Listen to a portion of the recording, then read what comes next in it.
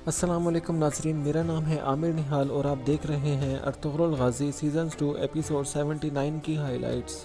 नाज़रीन, इस एपिसोड के शुरू में बानो जिजिक दुआन से कहती हैं कि अल्लाह ताला तुमसे राज़ी हो, तुमने ददुर्गा कबीले को बचा लिया है। दुआन इसके जवाब में कहता है कि अगर तुम यहाँ पर ना होती तो बहुत ज़्यादा खून बहता और सच भी सामने ना आता। इसके बाद बानो जिजिक कहती है कि अगर तुम्हें किसी किस्म का भी मसला हो तो मुझे तलाश कर लेना। इस पर दुआन कहता है कि मैं तुम्हें कहाँ पर तलाश करूँगा, हमारे कबीले तो बिखरे हुए होंगे। इस पर बानो जिजिक कहती है कि दुआन तुम हर वक्त मेरे दिल में हो। ये कहकर वो शर्माती है और चली जाती है। दूसरी तरफ हैमा खातून के खैमे में गमुश्तकिन को सज़ा देने के हवाले से जिरगा बुलाने की मनसूबाबंदी हो रही होती है। हैमा खातून हकीम अर्तुग साहब से कहती हैं, अगर तोतकिन को मुनासिब लगे तो इस जिरगे की सरबराही आप करें। इस पर तोतकिन कहता है कि हैमा खातून आप बिल्कुल ठीक कह रही हैं, मेरा गुस्सा इंसाफ के रास्ते में रुकावट बन सकता है। हकीम अर्तुग साहब कहते हैं कि मैं ये जिम्मेदारी उठाने के लिए तैयार हूँ। फिर तोतकिन कहते हैं कि मैं गमुश्तकिन का सर नहीं उतारूँगा, क्योंकि अर्तुगरुल ने मेरी आंखें खोली हैं और मुझे दिखाया है कि सच क्या था, इसलिए उसका सर वही उतारेगा।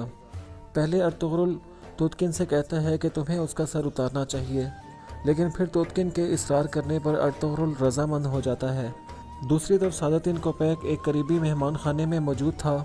इतने में एक सिपाही अंदर आता है जो कि गमुश्तकिन के सिपाहियों का कमांडर था। वो सादतिन कोपैक को बताता है कि अर्तुगरुल हमारे लीडर को ग़ुलाम बनाकर कबीले में ले जा चुका है। सादतिन कोपैक गुस्से से उठ के खड़ा होता है और कहता है कि तुम ये क्या कह रहे हो। वो सिपाही कहता है कि तुतकिन और संगुर्तकिन ने मिलकर हमारे सिपाहियों को गिरफ़्तार कर लिया था और वो कह रहे थे कि गमुश्तकिन और आप दोनों गद्दार हैं। इस पर सादतिन कोपैक कहता है कि इसका मतलब ये है कि वो रियासत के ख़िलाफ़ खड़े हो चुके हैं। अपने सिपाहियों को तैयार करो, हम फ़ौरन कबीले की तरफ जा रहे हैं। इसके साथ ही सादतिन कोपैक लकड़ी की वो तख्ती ज़ोर से तोड़ देता है जिस पर वो काफ़ी दिनों से काम कर रहा होता है। दूसरी तरफ कबीले में जिरगा शुरू हो जाता है। गमुश्तकिन को भी पकड़कर कबीले में पहुंचा दिया जाता है। इसके बाद हकीम अर्तुग साहब कहते हैं कि दोनों कबीलों के सरदारों ने हमें इस जिरगे का सरबराह बनाया है, क्योंकि मेरा कुरकुर सरदार के साथ कोई खूनी रिश्ता नहीं है, हम सिर्फ इंसाफ करना चाहते हैं। इस पर गमुश्तकिन कहता है कि तुम लोगों में से कोई भी मेरा जज नहीं बन सकता और मैं ये भी जानता हूँ कि इस खैमे की अदालत में इंसाफ नहीं होगा, बल्कि अर्तुगरुल की फितनाबाजी ही जीतेगी। मैं इस अदालत और इसके फ़ैसले को नहीं मानता। इसके बाद हकीम अर्तुग साहब कहते हैं कि अदालत की कार्रवाई शुरू होती है। अगर आपको कुछ कहना है तो अपनी बारी आने पर कह सकते हो, अभी बैठ जाओ। इस पर गमुश्तकिन कहता है कि मैं किसी के सामने भी घुटनों के बल नहीं बैठूंगा। ये सुनते ही अर्तुगरुल अपने सिपाहियों को इशारा करता है और वो ज़बरदस्ती गमुश्तकिन को घुटनों के बल बिठा देते हैं। जिरगे वाले खैमे के बाहर हर तरफ सिपाही तैनात थे और कबीले के लोगों की एक बड़ी तादाद भी वहाँ पर मौजूद थी। जिरगे की अदालत में हैमा खातून मुकदमा शुरू करते हुए कहती हैं, गोंजा गुल को दरवेश इसहाक से पता चला कि सलजान खातून जड़ी बूटी लेने के लिए बाहर गई हैं। हकीम अर्तुग साहब दरवेश से पूछते हैं कि दरवेश क्या ये बात सच है। दरवेश इस पर कहते हैं, हाँ जी, ये बात बिल्कुल सच है। इसके बाद हैमा खातून कहती हैं कि आयतुल खातून और गोंजा गुल ने मेरी बहुओं का पीछा किया और मैं अब्दुर्रहमान को अपने साथ लेकर उनके पीछे चली गई। जब मैं वहाँ पर पहुँची तो मैंने देखा कि वो दोनों यानी कि आयतुल खातून और गोंजा गुल मेरी बहुओं को मारने की कोशिश कर रही थीं, इसलिए मजबूरन मुझे आयतुल खातून को मारना पड़ा। गमुश्तकिन कहता है कि ये सब कुछ झूठ है, मेरी बहन और बेटी वो मासूम हैं, वो बेगुनाह हैं। इसके बाद हकीम अर्तुग साहब सलजान खातून से कहते हैं कि आपने बताया था कि जब गोंजा गुल भाग रही थी तो आपने उसका पीछा किया, तो फिर उस मामले का क्या हुआ। सलजान खातून कहती हैं कि वो मुझे मिल गई थी और वो अपने खंजर से मुझे मारना चाहती थी। मैंने अपने आप को बचाया और इस दौरान वो भागने में कामयाब हो गई। इसके बाद हकीम अर्तुग साहब गमुश्तकिन से कहते हैं कि क्या आपको कुछ कहना है। गमुश्तकिन कहता है कि ये गंदा खेल किस वक्त ख़त्म होगा, तुम सब लोगों से इस चीज़ का हिसाब लिया जाएगा। इसके बाद हकीम अर्तुग साहब अर्तुगरुल से पूछते हैं, अर्तुगरुल क्या आपको कुछ कहना है। अर्तुगरुल कहता है कि इस सारे मामले के पीछे कोई और है। गमुश्तकिन का जुर्म साबित हो चुका है, मैं इसको एक और मौका देना चाहता हूँ कि ये अपने कत्लों का एतराफ़ कर ले, वो तमाम कत्ल जो इसने सादतिन कोपैक के कहने पर किए हैं। इस तरह हम एक गद्दार को बेनकाब करके रियासत को फ़ायदा पहुँचा सकते हैं। हकीम अर्तुग साहब गमुश्तकिन से पूछते हैं, क्या ये बात सच है, क्या आप एतराफ़ करते हैं। दूसरी तरफ अमीर सादतीन कोपैक भी अपने सिपाहियों को लेकर कबीले की तरफ रवाना हो चुका होता है। दूसरी तरफ गमुश्तकिन कहता है कि अर्तुगरुल मैं तुम्हारे झूठों के आगे नहीं झुकूंगा। अमीर सादतीन कोपैक उन सब लोगों से हिसाब लेगा जिन्होंने तुम्हारे झूठ बोलने पर एतबार किया है। इस पर हकीम अर्तुग साहब कहते हैं कि गमुश्तकिन अपनी हद में रहो। इसके बाद वो अपना फैसला सुनाने लगते हैं। गवाहों के बयानात के मुताबिक आप कसूरवार साबित हो चुके हो और ये साबित हो चुका है कि आपने आयतुल खातून ने और गोंजा गुल ने बहुत से लोगों का कत्ल किया है और कुरकुर सरदार का भी कत्ल किया है और उनकी बीवी का कत्ल भी किया है। इसके बाद गमुश्तकिन कहता है कि तुम सब लोग मारे जाओगे। इसके बाद तुर्तकिन कहता है मैं चाहता हूँ कि गमुश्तकिन को सज़ा अर्तुगरुल दे क्योंकि अर्तुगरुल ने दोनों कबीलों की इज़्ज़त को बचाया है। इसके बाद हकीम अर्तुग साहब कहते हैं कि मुजरिम को खैमे के सामने सज़ा वाली जगह पर ले जाओ और साथ ही तुर्गुत और बामसी उसको पकड़कर बाहर ले जाते हैं। उधर बाहर कबीले के लोग उसको देखते ही नारे लगाने लगते हैं कि ये कातिल है, ये कातिल है, इसको मार दो। इसके बाद अर्तुगरुल और बाकी जिरके के लोग भी बाहर आ जाते हैं। गमुश्तकिन ऊंची आवाज़ में सबसे मुखातिब होकर कहता है कि अर्तुगरुल के बहतानों पर यकीन ना करो, मैं बेगुनाह हूँ, आयतुल खातून और मेरी बेटी भी बेगुनाह थी और अमीर सादतीन कोपैक तुम लोगों से इस चीज़ का हिसाब लेगा। मैं आप लोगों का मारगरेव हूँ, ऐसा मत करो मेरे साथ। लेकिन लोग फिर भी कातिल कातिल के नारे लगाने लगते हैं और कहते हैं कि इसको फ़ौरन मार दो। इसके बाद तुर्गुत और बामसी उसको घुटनों के बल बिठा देते हैं। इसके बाद अर्तुगरुल उसको कहता है कि सोचो गमुश्तकिन तुम अल्लाह ताला को क्या जवाब दोगे, कलमा शहादत पढ़ लो। इसके बाद वो नियाम से अपनी तलवार निकालता है और मारने ही लगता है कि कबीले के दाखिली दरवाजे वाला ढोल बजने लगता है, जो इस बात की निशानी थी कि कोई ना कोई आ रहा है कबीले में। अर्तुगरुल अपनी तलवार नीचे कर लेता है और सब लोग बाहर की तरफ देखने लगते हैं। अमीर सादतीन कोपैक अपने सिपाहियों के साथ वहां पर पहुंच गया था। सादतीन कोपैक अपना घोड़ा उन लोगों के सामने खड़ा करता है। गमुश्तकिन भी उनको देखकर खुश हो जाता है। इसके बाद सादतीन कोपैक उनको कहता है कि सुल्तान अलाउद्दीन के खातिर मैं आप लोगों को हुक्म देता हूँ कि ये सज़ा रोक दो, लेकिन अर्तुगरुल पर इस बात का कोई असर नहीं होता। इसके बाद सादतीन कोपैक कहता है कि अर्तुगरुल अपनी तलवार नीचे करो, मैं यहाँ पर इसलिए आया हूँ ताकि मारगरेव को बेबुनियाद इल्ज़ामात से छुड़ा सकूँ। अर्तुगरुल कहता है कि दोनों कबीलों के मारगरेव का फ़ैसला नहीं किया, बल्कि दुरू खातून और कुरकुर सरदार के कातिल का फ़ैसला किया है और इसको सज़ा अभी दी जाएगी। इसके बाद सादतीन कोपैक गुस्से में कहता है कि अर्तुगरुल अपनी हद को अबूर मत करो और साथ ही वो अपने सिपाहियों को इशारा करता है। सारे लोग अपनी अपनी तलवारें निकाल लेते हैं और उनको देखते ही कबीले के सिपाही भी अपनी तलवारें निकाल लेते हैं। इसी दौरान हाइमा खातून बोल पड़ती हैं और कहती हैं, सादतीन कोपैक साहब, मैंने अपने कानों से सुना है कि आयतुल खातून और गोंजा गुल ने कुरकुत सरदार और उनकी बीवी दुरू खातून को कत्ल किया था और मैं इस मामले की गवाह हूँ। सादतीन कोपैक कहता है कि लेकिन इसमें गमुश्तकिन का क्या कसूर है।